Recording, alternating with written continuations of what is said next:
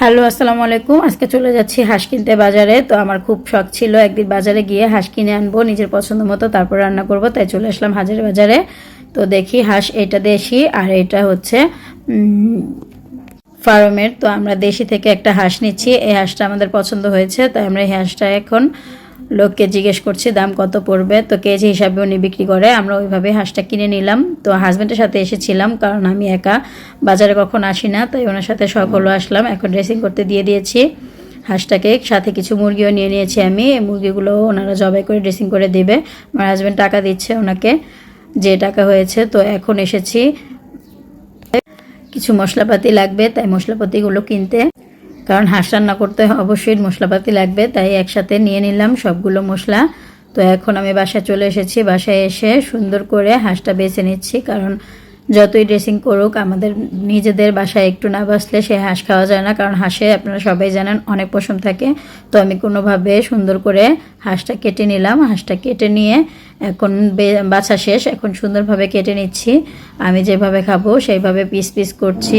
তো আমার এমনি তো আজকে খুবই ভালো লাগছে, আমি নিজে বাজারে গিয়ে তারপর হাঁসটা কিনে নিয়েছি। সত্যি বন্ধুরা, আমি খুবই এক্সাইটেড যে আমি বাজারে গিয়েছি, বাজার থেকে হাঁস কিনে নিয়েছি। আর আমার ভিডিও যদি ভালো লাগে আপনাদের অবশ্যই লাইক কমেন্ট সাবস্ক্রাইব করে দিবেন।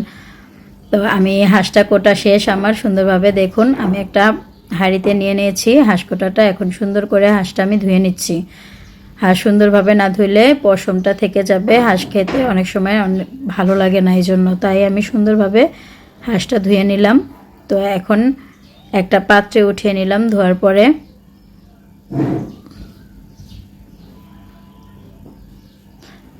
এখন যেই পাত্রে রান্না করব সেই পাত্রে এক এক করে সবগুলো মাংস আমি দিয়ে দিচ্ছি। এখন দিলাম পেঁয়াজ কুচি,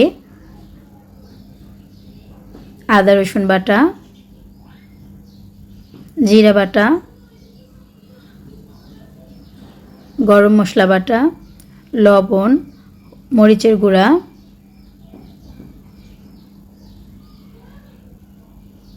হলুদের গুঁড়া, সয়াবিন তেল, তেজপাতা। এখন আস্তে আস্তে ভালোভাবে মেখে নেব।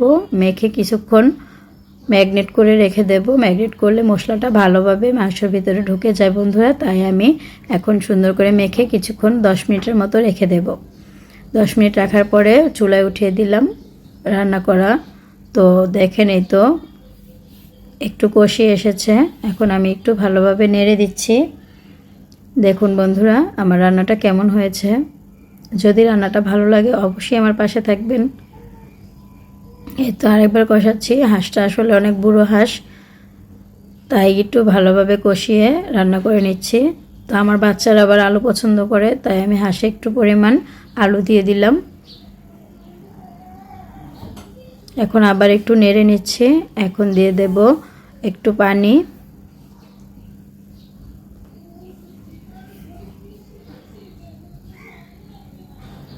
পরিমাণ মতো পানি দেওয়া শেষ। এখন আবার একটু ঢাকনা দিয়ে ঢেকে দেব। এই দেখুন আমার রান্নাটা উতরে এসেছে। এখন রেখে দেওয়া কলিজাটা দিয়ে দিলাম। এই তো প্রায় হয়ে এসেছে আমার রান্না। তো বন্ধুরা এরকম ভিডিও পেতে চাইলে অবশ্যই আমার পাশে থাকবেন। আমার রান্না করা শেষ। টাটা বন্ধুরা, দেখুন আমার রান্নার লুক। Tata, bye bye.